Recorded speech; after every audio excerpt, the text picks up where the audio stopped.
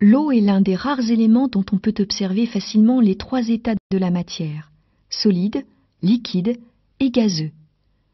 Elle se présente sous forme solide pour des températures inférieures à 0 degré Celsius, liquide lorsque la température devient positive, puis gazeuse quand elle dépasse 100 degrés Celsius.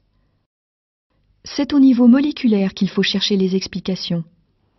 Aux basses températures, des liaisons fortes assemblent les molécules entre elles pour former un réseau compact et géométrique. C'est un cristal. Quand la température augmente et atteint 0 degré Celsius, les liaisons qui maintiennent les molécules entre elles deviennent plus faibles. Nous observons alors un changement d'état. Tant qu'il reste de la glace, la température de l'eau se maintient à 0 degré Celsius. On ne peut donc pas savoir dans quel état se trouve l'eau à 0 degré.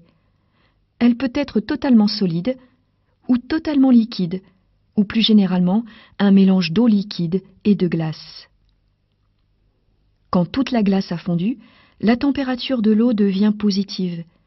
L'eau chauffée emmagasine de l'énergie et la température ne cesse d'augmenter. Les molécules d'eau s'agitent de plus en plus et s'écartent les unes des autres jusqu'à ne plus être liées du tout.